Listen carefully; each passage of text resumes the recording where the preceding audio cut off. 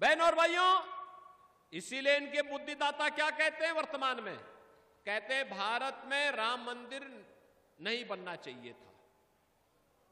अरे भारत में नहीं बनेगा तो क्या इटली में बनेगा क्या राम मंदिर? कहते हैं राम मंदिर बेकार बना है। ये राम भक्तों पर गोली चलाने वाले लोग हैं। एक और राम भक्तों पर गोली चलाते हैं और दूसरी तरफ इनके द्वारा अयोध्या में राम जन्मभूमि पर आतंकी हमला करने वाले, काशी में संकट मोचन मंदिर पर हमला करने वाले आतंकवादियों पर दायर मुकदमों को ये लोग वापस लेते हैं।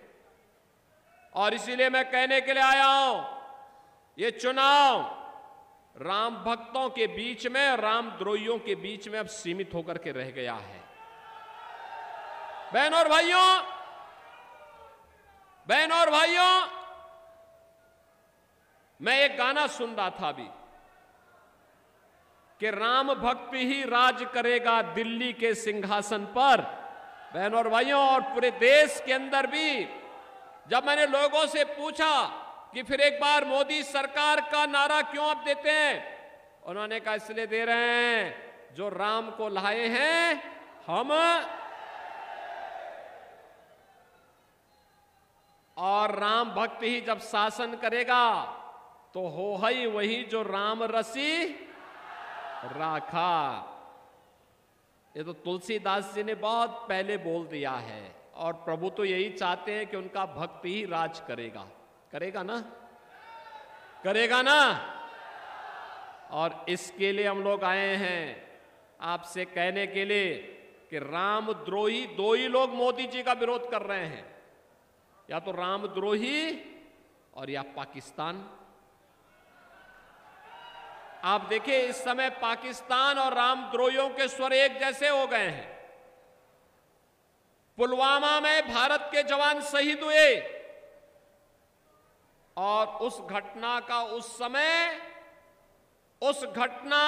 उस समय पाकिस्तान का एक मंत्री समर्थन कर रहा था, और पुलवामा के शहीदों के लिए उस समय पाकिस्तान की आतंकी घटना का समर्थन करने वाला वह मंत्री आज कांग्रेस के रायबरेली के प्रत्याशी का समर्थन में बयानबाजी करता है।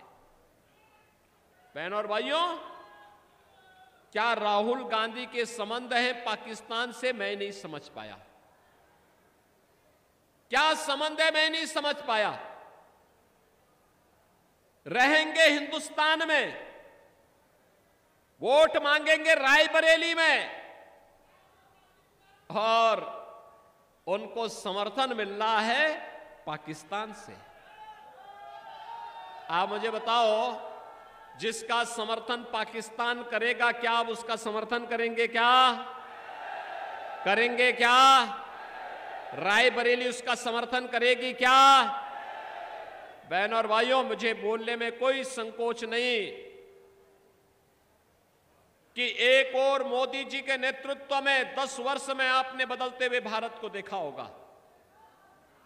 दुनिया के अंदर सम्मान प्राप्त कर रहा है, देश की सीमाएं सुरक्षित हुई हैं, आतंकवाद और नक्सलवाद नियंत्रित हुआ है, विकास के बड़े बड़े कार्य हो रहे हैं। कांग्रेस की नेत्री का बयान में पढ़ रहा था कल, कह रही थी कि मोदी जी बताएं तो 10 वर्ष में रायबरेली में क्या किया। मैं पूछना चाहूंगा कि 10 वर्ष नहीं, तुमने 65 वर्षों में कांग्रेस ने रायबरेली के लिए क्या किया? आज अगर रायबरेली में एम्स है तो इसका पैसा भी मोदी जी दिए हैं, और ये रेल कारखाना है, इसके आधुनिकीकरण, इसके विस्तारीकरण का पैसा भी मोदी जी दिए हैं। इसके उद्घाटन में मोदी जी स्वयं भी आए थे। बहनों और भाइयों, हर घर नल की योजना हो या विकास के वे सारे कार्य आज ये मोदी जी के कारण हो रहे हैं। कहीं एम्स, कहीं आईआईटी, कहीं आईएम, कहीं ट्रिपल आईटी, कहीं पे एनआईटी, कहीं पे वर्ल्ड क्लास यूनिवर्सिटी का निर्माण हो रहा है। हर जिले में हर घर नल की योजना बन रही है, हाईवे बन रहे हैं, रेलवे के काम हो रहे हैं, मेट्रो का विस्तार हो रहा है। विकास के कार्य, कितना कार्य हुआ है देखना है तो कांग्रेस के नेता नोट करें। यह देश आजादी के पहले से लेकर 2014 तक केवल 52 एयरपोर्ट बना पाए, 74 एयरपोर्ट बना पाया था। मोदी जी ने पिछले 10 वर्ष में 152 एयरपोर्ट बना दिए। कांग्रेस समेत पहले से, आजादी के पहले से लेकर के 2014 तक जितना हाईवे बना था, आज उससे दुगने हाईवे बन गए हैं। मेट्रो केवल 5 सिटी में थी, आज 20 सिटी में मेट्रो है। एम्स केवल 7 थे, उनमें से कांग्रेस ने 1 बनाया था, अटल जी ने 6 बनाए थे। आज देश के अंदर 22 एम्स हैं, 22। बहनों और भाइयों, पहले हर घर नल की योजना नहीं थी, आज हर घर की नल की योजना लागू हो चुकी है।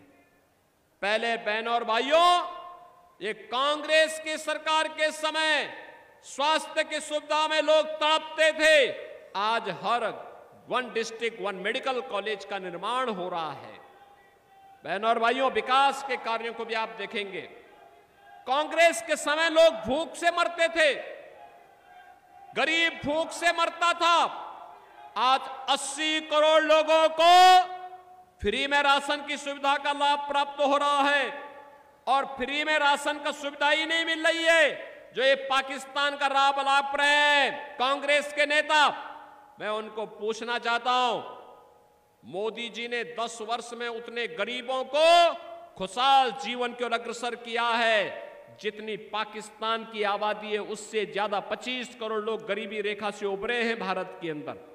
और भिखमंगा पाकिस्तान, आज का न्यूज आपने सुना होगा कि पाक अधिकृत कश्मीर में दंगा इसलिए हो गया क्योंकि वहां पे खाने के लिए आटा नहीं है, बिजली नहीं है, चावल नहीं है, और खाने को लेकर के लोग ऐसे लड़ रहे हैं जैसे गली मोहल्लों में लड़ते हैं। बहनों और भाइयों, ये पाकिस्तान की दुर्गति देखने के बाद भी अगर कोई दुर्बुद्धि व्यक्ति पाकिस्तान का राग अलापता है, उससे कहना चाहिए कि भैया जाओ पाकिस्तान में, भारत में बोझ मत बनो, मत बनो भारत में बोझ। भारत तो 80 करोड़ लोगों को फ्री में राशन की सुविधा का लाभ दे रहा है। 60 करोड़ लोगों को आयुष्मान भारत में 5 लाख रुपए का स्वास्थ्य बीमा दे रहा है। 50 करोड़ लोगों को जनधन अकाउंट खोले गए। 12 करोड़ किसानों को किसान सम्मान निधि का लाभ दिया जा रहा है।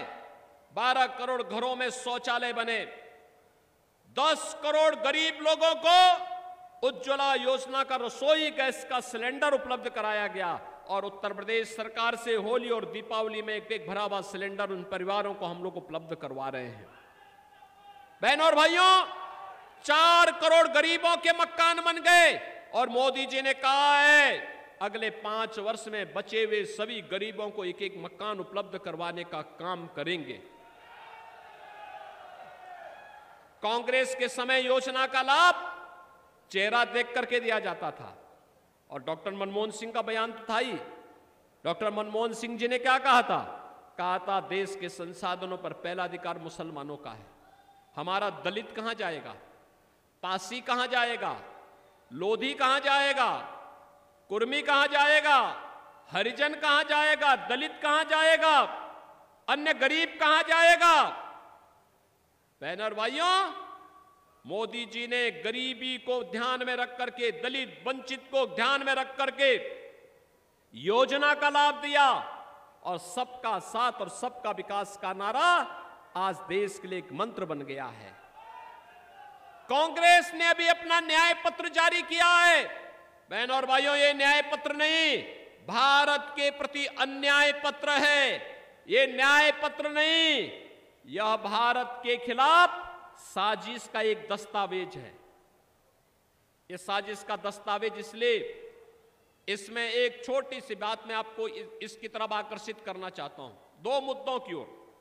एक मुद्दा है जिसमें कांग्रेस कहती है हम गरीबी हटाएंगे, दादी ने यही नारा दिया था, आज नाती भी वही नारा रटाई जा रहा है, गरीबी हटाएंगे, गरीबी हटाएंगे। अरे गरीबी कैसे हटाओगे बताओ?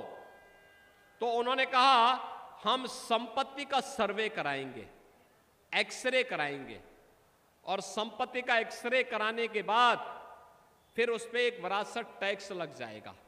यानी आपके पूर्वजों ने, आपके बाप दादों ने जो संपत्ति अर्जित की है,